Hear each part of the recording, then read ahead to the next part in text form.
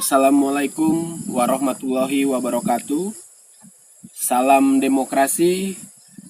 Perkenalkan, nama saya Raden Deden Fajarullah, Ketua Umum Serikat Demokratik Mahasiswa Nasional atau SDMN. Hari ini saya akan menyampaikan pernyataan sikap dari Komite Eksekutif Nasional Serikat Demokratik Mahasiswa Nasional atas situasi yang berkembang hari ini, yaitu tentang perjuangan demokratis pemuda mahasiswa di berbagai kampus. Dan begitu juga tentang SDMN melihat kondisi objektif hari ini bahwa pihak kampus melalui rektor-rektor maupun negara tidak mampu memberikan atau mendengar aspirasi-aspirasi dari tuntutan-tuntutan mahasiswa.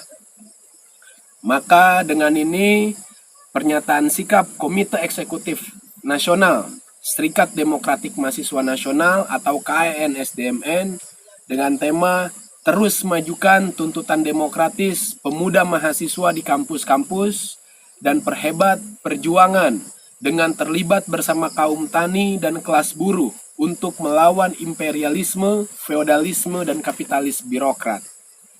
Salam demokrasi.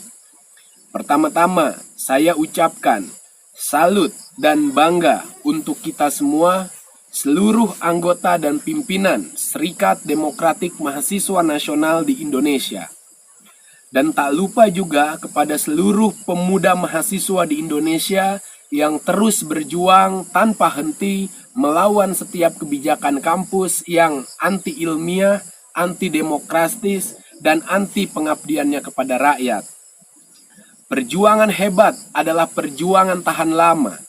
Perjuangan tak kenal kondisi ketika surutnya situasi perjuangan maupun di saat meningkatnya situasi perjuangan.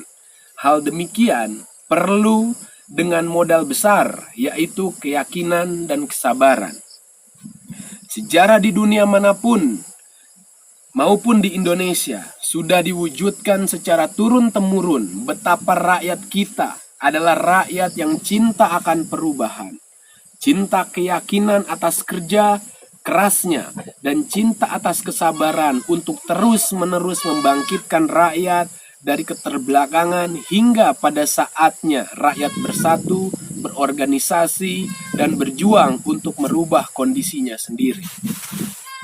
Tak dapat kita pungkiri bahwa kondisi hari ini rakyat Indonesia dihadapi dengan hubungan sosial dari sistem imperialisme, yaitu monopoli tanah dan monopoli alat kerja oleh tuan tanah atau feodalisme, yang bertujuan ekspor bahan mentah murah untuk industri besar di negeri-negeri imperialis.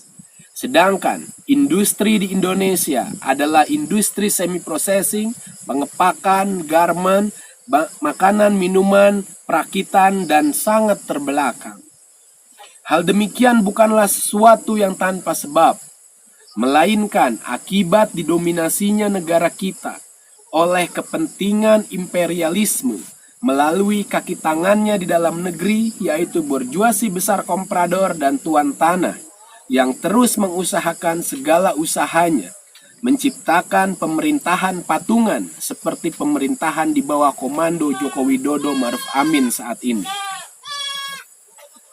Saat ini sudah sangat terang-terangan bagaimana sikap pemerintah kepada rakyatnya dan bagaimana perlakuan yang istimewa diberikan kepada tuan tanah, borjuasi besar komprador, dan imperialisme secara langsung.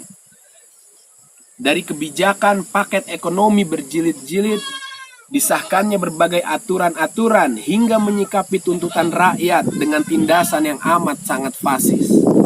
Rezim buruk dari rezim buruk sebelum-sebelumnya adalah cerminan tentang bagaimana negara Indonesia dikendalikan oleh pemerintah patungan kaki tangan kepentingan imperialisme, terutama imperialisme Amerika Serikat.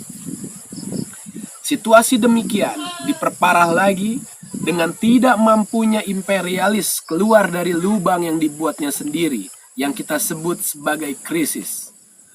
Dan saat ini diperparah dengan pandemik COVID-19 yang menyebar hampir seluruh negara di dunia.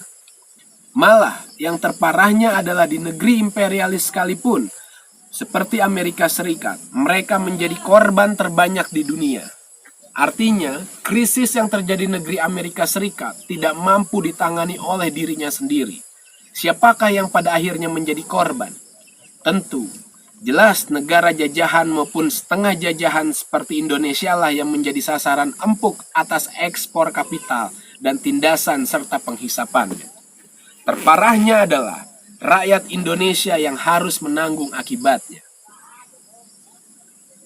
Ada sangat sedikit sekali rakyat Indonesia yang menyatakan bahwa negara sudah mati-matian meminjam uang untuk keluar dari krisis maupun COVID-19. Mereka lupa bahwa pinjaman uang yang besar harus dibayar oleh rakyat melalui berbagai aturan liciknya kepada rakyat. Mereka juga tidak tahu bahwa dengan adanya pinjaman yang besar, tanah-tanah di pedesaan semakin dimonopoli. Kelas buruh kehilangan kerjaannya, hingga pemuda mahasiswa harus ikut menanggung beban melalui orang tuanya dengan biaya kuliah yang sangat amat besar. Selain itu, ada juga yang berpendapat bahwa negara sudah bersusah payah menyelamatkan rakyat. Orang itu lupa bahwa itulah tugasnya negara. Dia juga lupa dan mungkin pura-pura tidak tahu tentang arti penyelamatan rakyat, yaitu merampas tanah-tanah rakyat milik kaum tani yang membuat kaum tani mati perlahan-lahan. Merampas upah dan kerja buruh yang membuat kelas buruh juga akan mati perlahan-lahan. Serta merampas masa depan pemuda atas lapangan pekerjaan dan pendidikan dengan tidak diberikan jaminan mudah dan demokratis untuk dapat mengaksesnya. Khusus di sektor pemuda mahasiswa, terbangkitkannya mahasiswa Indonesia saat ini, baik di Sumatera, Jawa, Kalimantan, Sulawesi, hingga Papua, serta di pulau-pulau kecil lainnya adalah akibat negara tidak becus mengurusi pendidikan. Pemuda mahasiswa saat ini bangkit berlawan, melayangkan tuntutan-tuntutan demokratisnya atas hak hingga beban biaya di situasi krisis dunia dan krisis COVID-19. Negara melalui pimpinan-pimpinan kampus, baik negeri maupun swasta, adalah persoalan yang ada di depan mata. Kita sama-sama mengetahui gelar-gelar yang disandang oleh mereka adalah gelar akademik semata yang memiliki arti sebagai pelayan setia kepentingan musuh-musuh rakyat, tetapi tidak menjadi corong utama mewakili secara akademik, berdiri di paling depan atas tuntutan-tuntutan mahasiswa, dan lebih umum lagi sebagai corong utama atas persoalan kaum tani maupun kelas buruh. Situasi yang berhadap-hadapan saat ini antara mahasiswa dan pimpinan-pimpinan universitas atau sebutan lainnya menandakan bahwa saling bertentangan kepentingan.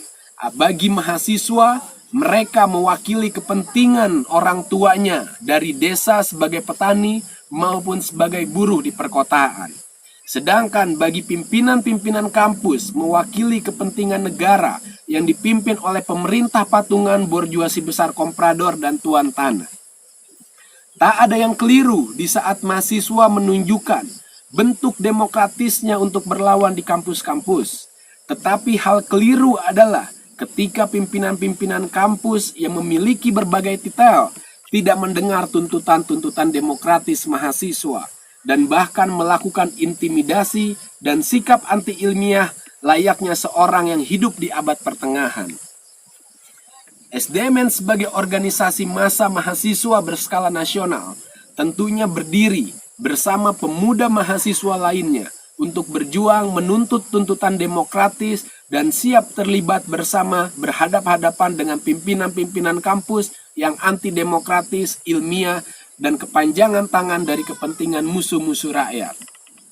SDMN juga akan mengerahkan sekuat tenaga dan pikirannya untuk memenangkan tuntutan-tuntutan demokratisnya. Tetapi SDMN sadar bahwa perjuangan sejatinya bukanlah di kampus-kampus semata, melainkan perjuangan di desa-desa sebagai perjuangan penghabisan untuk menghancurkan kekuasaan tuan tanah di Indonesia melalui monopoli tanahnya. Sehingga SDMN menyerukan kepada segenap pemuda mahasiswa jika kita ingin memiliki harapan di kemudian hari, menginginkan Indonesia baru, maka percepatlah menyelesaikan studi. Dan segera ambil langkah ke desa-desa untuk berjuang bersama kaum tani untuk menghancurkan feodalisme.